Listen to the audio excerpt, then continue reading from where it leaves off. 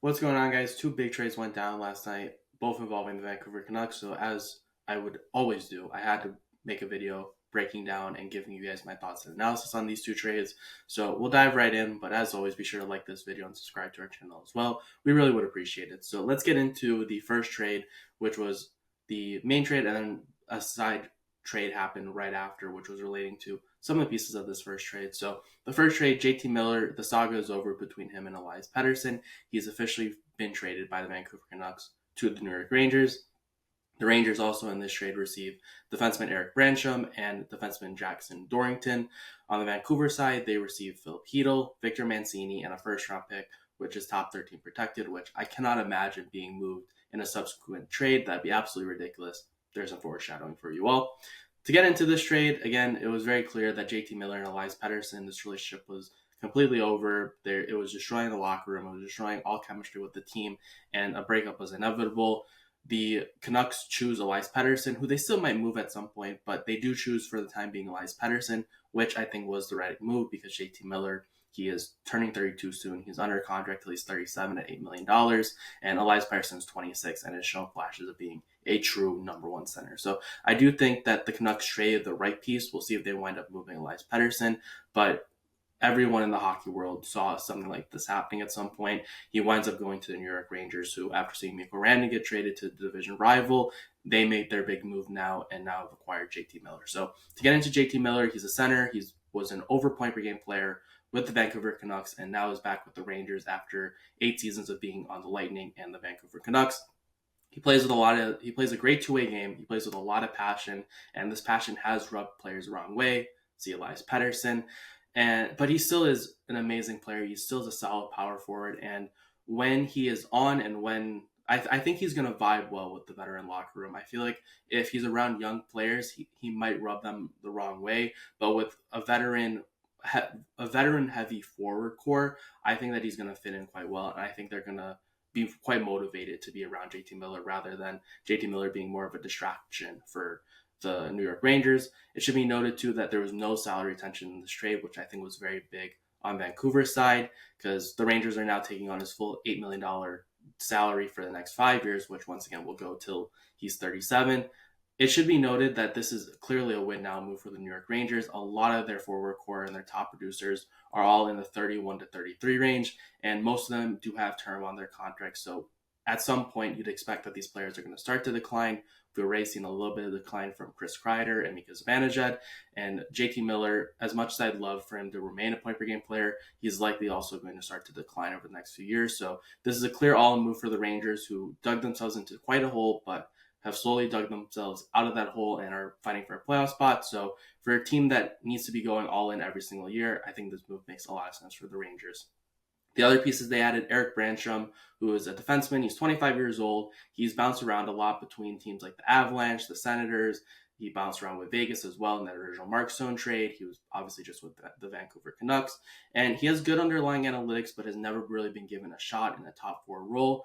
He also just hasn't found a permanent home. As I mentioned, he's constantly been bouncing around. So he does have a little bit of potential still, but he just hasn't been given that opportunity. So maybe with the Rangers, he can reach that potential. He's not going to reach the number one defenseman potential that he originally had when he was drafted, but I think he can still be a serviceable defenseman at the NHL level. And then Jackson Dorrington is also a defenseman, and yeah, he's a defenseman. There's not really too much for me to add here.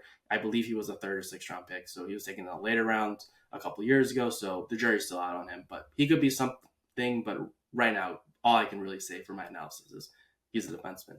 Moving over to the Vancouver side, Phil Hedl is a center as well, so they get a center in return, a young center as well, who's 25 years old. Hedl is going to be a solid second-line center for this Vancouver Canucks team. He has a lot of offense production. He should be, at his peak, a 50 to 60-point player, which is exactly what you want behind a guy like Elias Pettersson. The big thing for him is he just needs to stay healthy. He's been constantly injured over the past couple of years, primarily with concussions, which is obviously very scary. He had a concussion last year where a lot of people were wondering if he was even going to continue his career, but thankfully, he's back and he's been healthy this year. But that is an important note for a guy like Phil Hedl, that he does have a lot of potential, should be a solid second line center. But the big thing is just being healthy.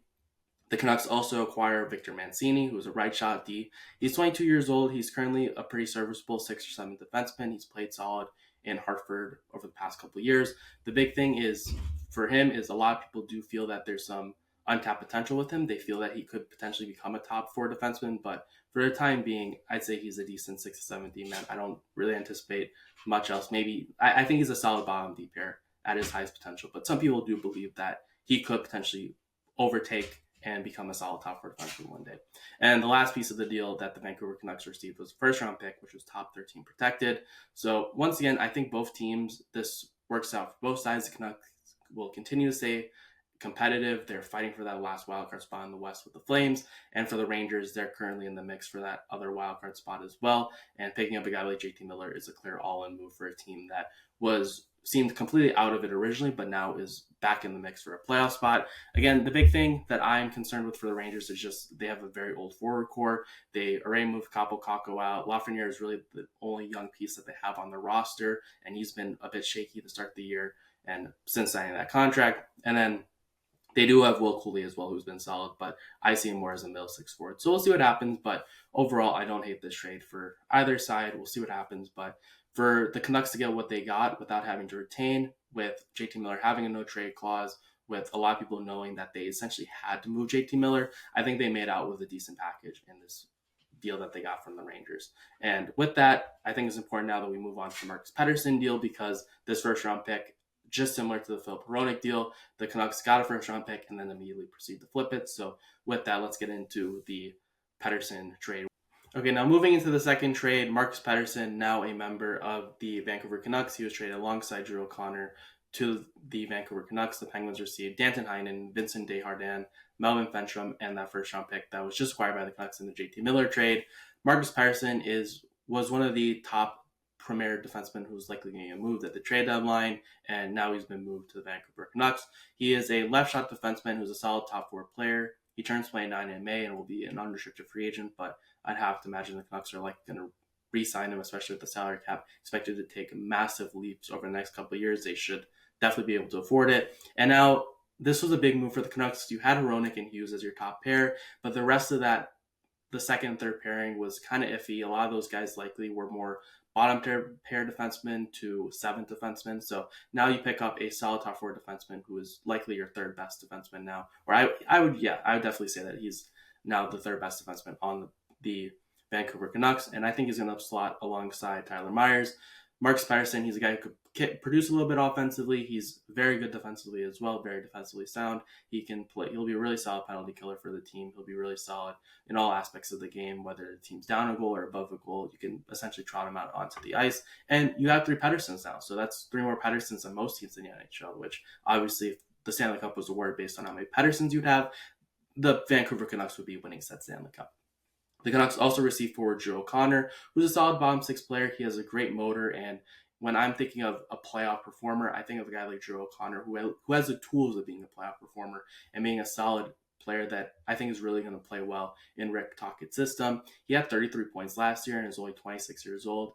This year, he hasn't been as great offensively, but maybe going over to the Vancouver Canucks playing under a guy like Rick Tocchet, maybe that's going to bring out that offense again, and he's going to be a solid third liner. But right now, I think he's more of a fourth liner, but I'd be more than happy to see him prove me wrong. The Pittsburgh Penguins, on the other end, received Danton Heinen, who's a left winger, was previously on the Penguins a year or two ago. Solid two-way third liner, not too much else to say. He's capable of scoring 15 goals every year and is overall just solid depth.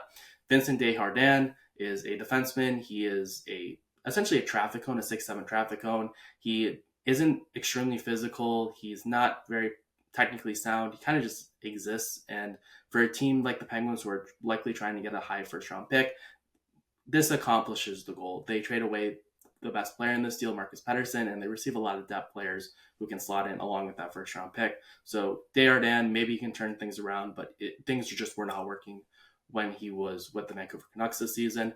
Melvin Fenstrom, right winger, was drafted at number 93 in this past year's draft. Hasn't really done too much in SHL this year. Could be a guy, could not be a guy. We're not going to know really for the next couple of years about if he is going to be a superstar player or a guy in the NHL or not. So we'll see what happens. And obviously this first round pick, the Penguins are 100% now in a retool. They're going to likely have a top 10 pick this upcoming NHL draft.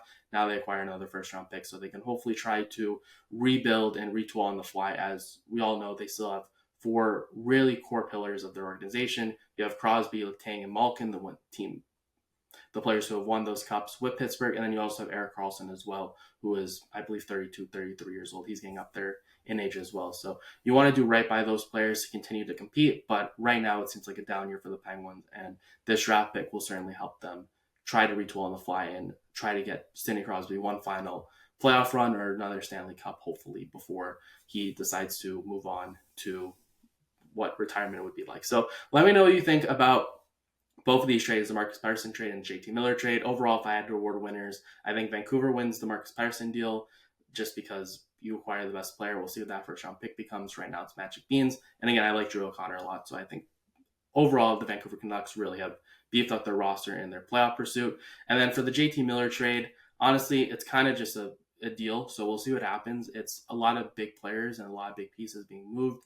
So we'll see what happens. JT Miller hopefully will not fall off with the Rangers this year or in the upcoming years. But right now, this just seems like something that the Canucks had no choice and they had to make this deal. And for the Rangers, they likely overpaid a little bit for the Canucks having their backs against the wall. But when you're going all in for the Stanley Cup, and if you wind up winning the Stanley Cup, anything gets excused as whatever we want in the Stanley Cup. So for the Rangers, who every year have an all-in year, I think they needed something like this to really kick their team in the butt. And JT Miller will 100% be that type of player to kick everyone in the butt and get this team kick-started and playing really hard. So once again, let me know what your thoughts are on these trades. Let me know what you think is likely coming next. We'll see what happens because I anticipate more trades going down as we get closer to the Four Nations face-off. So be sure to follow us along, subscribe to our channel, like this video, and I'll catch you in the next one.